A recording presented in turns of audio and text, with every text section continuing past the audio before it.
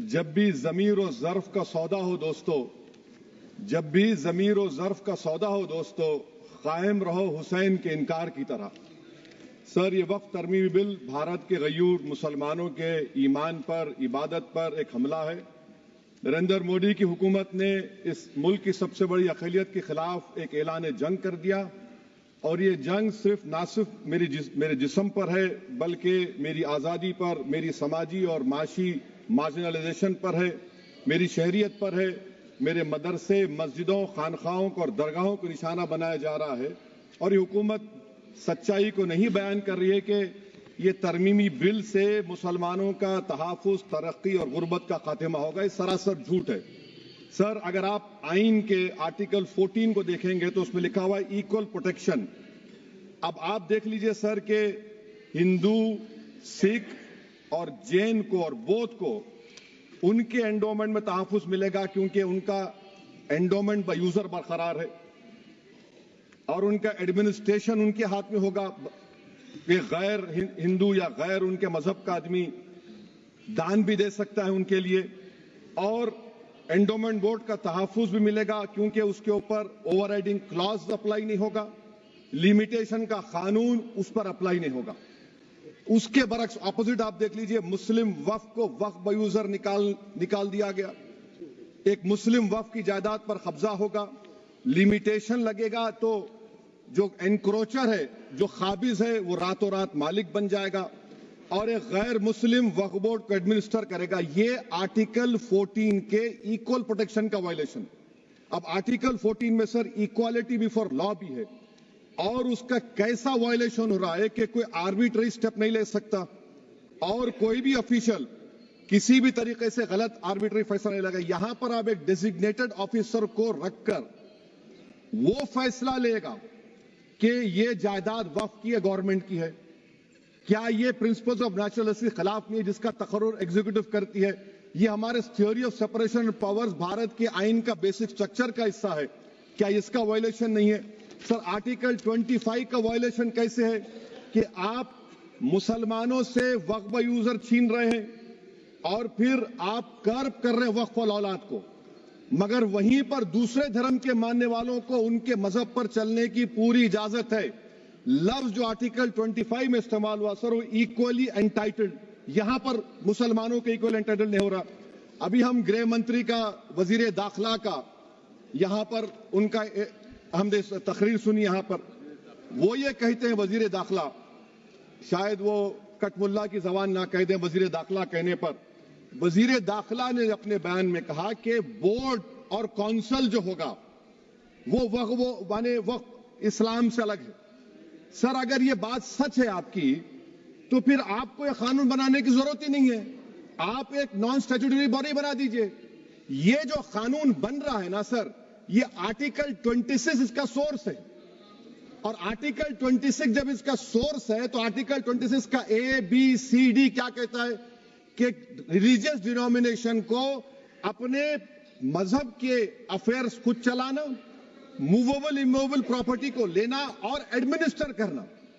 जब हिंदू धर्म को, बौद्ध धर्म को, सिखों को यह राइट दिया गया है तो आप कैसे मुसलमानों से छीन रहे हैं? तो ये आर्टिकल 26 का ग्रेव वायलेशन है। तो सर, अब वक्फ बाय यूजर का मामला देखिए, मिनिस्टर साहब ने कहा कि एंक्रोचमेंट हो रहा है, 17,000 एंक्रोचमेंट हुए हैं। तो यही नरेंद्र मोदी की हुकूमत ने 2014 में उस वक्त के मंत्री ने एक Waqf properties eviction of unauthorised occupants bill को इंट्रोड्यूस किया।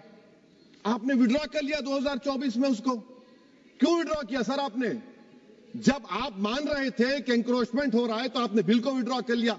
अच्छा सर, अब वक्फ बाय यूजर को आपने निकाल दिया, माने कंडीशन क्या लगाए कि अगर उसमें डिस्प्यूट होगा और गवर्नमेंट प्रॉपर्टी होगी। सर, डिस्प्यूट तो है। मिसाल के तौर पर मोहिबुल्लाह साहब जिस मस्जिद के इमाम है, पार्लियामेंट के सामने मस्जिद है सर, 123 प्रॉपर्टीज में मस्जिद है, डिस्प्यूट चल रहा है। कल कलेक्टर या डिस्ट्रिक्ट ऑफिसर बोलेगा कि भाई साहब ये गवर्नमेंट प्रॉपर्टी है, स्टिकर लगा दिया जाएगा, मस्जिद बंद, गवर्नमेंट प्रॉपर्टी हो गई, होगी ना सर? अब ये बताइए, आप जब से यहां पर पूरे बीजेपी रूलिंग पार्टी हमको ज्ञान दे रहे हैं कुछ नहीं होगा, कुछ नहीं होगा, मैं दलील के साथ बता रहा हूं आपको ये मस्जिद दिल्ली गवर्नमेंट बोलती हमारी है, वक्फ दिल्ली वक्फ बोलता हमारी है। तो सर वक्फ बाय यूजर, अगर मैं अपनी गवर्नमेंट के खिलाफ वक्फ बोर्ड वक्फ बाय यूजर इस्तेमाल नहीं करेगा तो क्या है सर? अच्छा, ये अमेंडमेंट जब हो जाएगा तो मुझे कहने दीजिए सर, सिर्फ प्राचीन मंदिरों की हिफाजत होगी, मस्जिदों की नहीं होगी।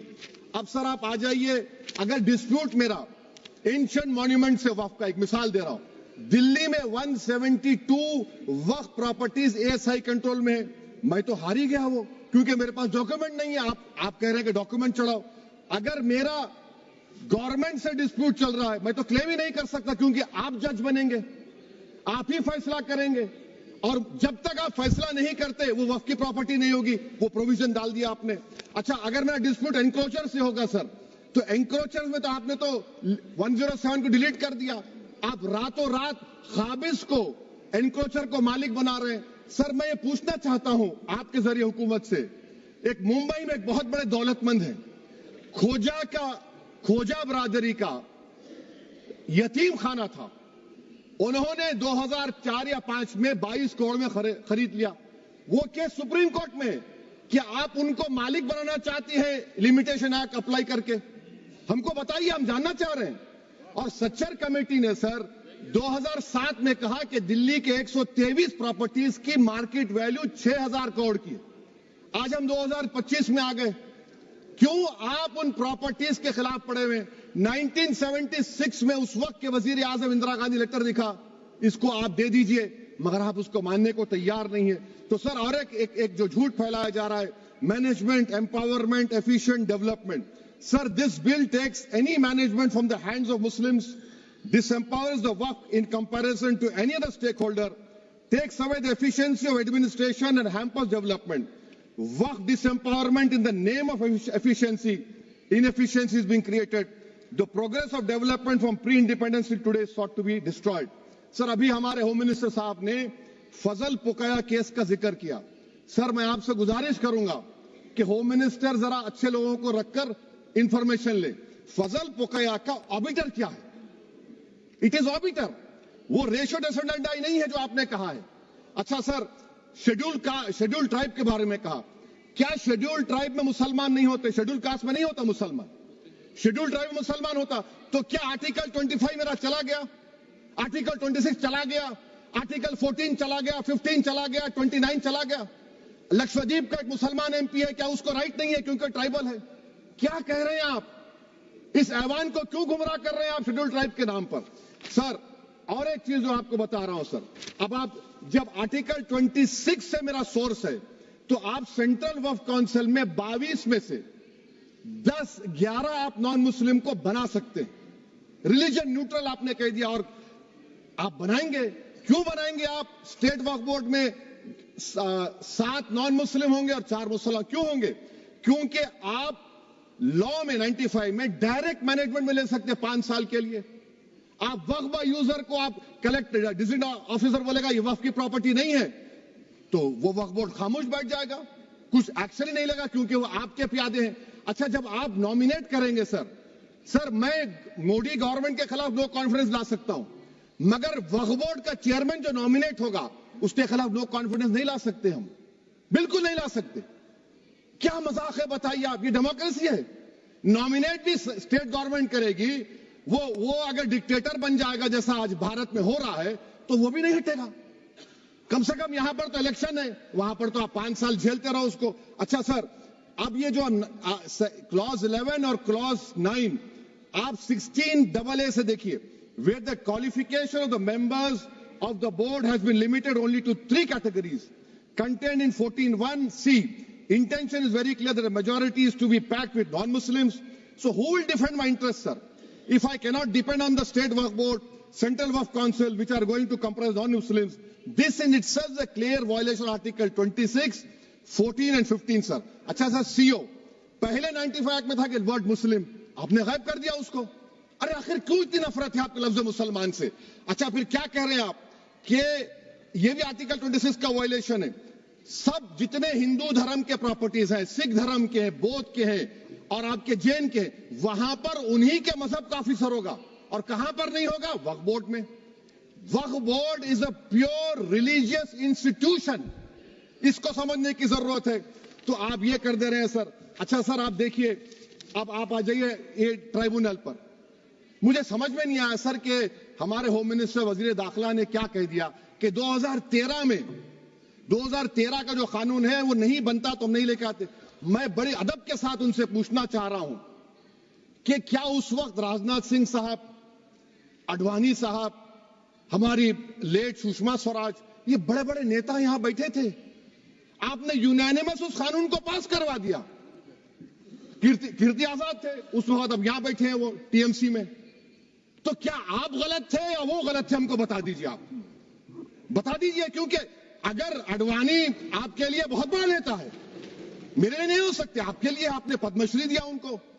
मोहतरमा सुषमा स्वराज की जबरदस्त तकारीर का मैं कायल हूं, वो बैठकर उस 2013 को यूनानिमस पास कर दिए। मुझे कंफ्यूजन है कि क्या अमित शाह, नरेंद्र मोदी बड़े हैं या आडवाणी बड़े हैं? आपके लिए आप तय कर लीजिए। अच्छा सर, आपके tribunal sir, railway Clements tribunal, NGT tribunal, income tax, वैसे 14-15 ट्राइब्यूनल है, हिंदू एंडोमेंट का ट्राइब्यूनल, सबका अपील नहीं होती, रिव्यू होता है। गृह मंत्री सरकार कह रही है कि नहीं, रोक दिए, रोक लगा। कैसे रोक लगाते हैं? रिव्यू और अपील में तो फर्क होता है ना सर। आप ही कह रहे हैं कि पूरे कोर्ट्स में बैकलॉग है और आप अपील कर रहे हैं। अच्छा सर, रिटायर्ड डिस्ट्रिक्ट जज 95 में सिटिंग डिस्ट्रिक्ट जज था, जो एडमिनिस्ट्रेटिव कंट्रोल था सीजीआई साहब, उसको निकाल दिए। अच्छा सर, अब आप अभी हमारे मंत्री साहब ने कहा trust, sir Shri Sai Baba trust 2004, वो ये कहता है जो ऑफिसर उसमें काम करता उसको साई बाबा का डिवोटी होने चाहिए और उसको डिक्लेरेशन लिख के देना पड़ेगा। यहां पर हो रहा तो यहां पर क्यों नहीं हो रहा? अच्छा सर, आप फिर देख लीजिए, ये आपका हो गया सर। हाँ, अब अमित शाह साहब ने सेक्शन 2A के बारे में कहा और उन्हें इस बात का इकरार कर लिया कि दाऊदी बोहरा के लिए यह बनाया गया है। मगर मैं आपके जरिए से गवर्नमेंट से पूछना चाह रहा हूं, आपने तो उस प्रोवाइजो में दाऊदी बोहरा का नाम ही नहीं लिखा, आपने उनको भी थैंक यू कर दिया, उनका नाम क्यों नहीं लिखा आपने? और सर, और गवर्नमेंट क्या कर रही है? आप मुस्लिम समाज में जो बेकार किस्म के लोग हैं उनको एक रास्ता बना रहे हैं, एग्जिट दिखा रहे हैं कि तुम्हें वक्त से बचना है तो तुम्हें ट्रस्ट बना लो। ये क्या कर रहे हैं सर आप? कम से कम उन दाऊदी बोहरा को आप दे देते। अच्छा sir, clause 3V section 36 clause 18 देख लीजिए। Oral appointment has sought to be discontinued even though it is recognized practice in Islam. Muslim personal law is recognized oral waqf and 1937 Shariat Application Act. Sir, आप clause 39 पर आ जाइए। 5 साल के लिए मुसलमान। मैं किरण रिजिजू से पूछना चाहता हूं, सर दाढ़ी रखे तो मुसलमान प्रैक्टिसिंग है या क्लीन शेव आपकी तरह है? तो बताइए हमको, प्रैक्टिसिंग क्या होगा? अच्छा, किसी को पकड़ के मॉब लिंच कर दिया और बोले कि JSR का नारा लगाया, और वो JSR का नारा लगाया तो क्या मुसलमान रहेगा? नहीं रहेगा। या फिर देश के प्रधानमंत्री ने कहा था कपड़े देखकर पहचानो, तो क्या कपड़े देखकर आप कह देंगे? अच्छा, अगर कोई क्रिश्चियन हिंदू धर्म कबूल करता है तो क्या वो मंदिर को दे सकता प्रॉपर्टी? फिर भारत के संविधान में आर्टिकल 300 क्यों है सर? राइट टू इक्वालिटी क्यों है? फ्रीडम ऑफ रिलीजन क्यों है? 5 साल कहां से लाएंगे? अच्छा सर, और एक चीज सर, और एक चीज मैं आपको बोल के खत्म कर दूंगा सर। इस बिल में वक्फ औलाद का सर, इसमें आप देखिए clause 432, the creation of waqf al-awlad shall not result in denial of inherent rights to heirs, including women heirs or the waqif or any other right of person. Sir, ये article 25 का violation है, शरीयत application act 37 का violation, article 300A का violation है। अच्छा, हिंदू धर्म में सेल्फ एक्वायर्ड प्रॉपर्टी को एक हिंदू, अब उसके फर्ज के 2 बच्चे हैं, वो एक को अपनी पूरी दौलत दे सकता है, कोई रोक टोक नहीं है। वो कहेगा नहीं मैं घर के बच्चों को नहीं दूंगा, मोहल्ले के गरीब को दे दूंगा, वो भी कोई रोक टोक नहीं है। वहां पर आपको बच्चों की फिक्र नहीं है। जब मैं अपनी प्रॉपर्टी को अल्लाह को मालिक बनाकर दे रहा हूं, आप कह रहे बच्चों की फिक्र नहीं है। इतनी मोहब्बत आप बिल्किस बानो से दिखा देते तो आपके लिए दुआएं देती आपके लिए। तो सर, आप दूसरी बात आप देख लीजिए सर, आखिरी बात कहकर मैं अपनी बात को मुकम्मल कर रहा हूं सर। नहीं मुकम्मल कर रहा हूं। स्पीकर साहब बहुत टाइम दे दिए। सर आप देखिए, इसमें अमित शाह साहब बोले कि इतनी प्रॉपर्टीज का कब्जा हुआ, चोरी हुई, ये हुआ। सर क्लॉज 2652A सेक्शन अगर कोई प्रॉपर्टी बेचता है, 2 साल की सजा थी, आपने क्या कर दिया, उसको 6 महीने कर दिया। नॉन बेलेबल था, आपने बेलेबल कर दिया। सेक्शन 40 की बात करते हैं। सेक्शन 40 में सर हमको जो ज्वाइंट वर्किंग कमेटी का जो नोट्स दिए, उसमें मिनिस्ट्री ऑफ माइनॉरिटी अफेयर्स ने कहा कि 30 साल में 515 केसेस सेक्शन 40 के और सिर्फ 8 लोग कोर्ट को गए।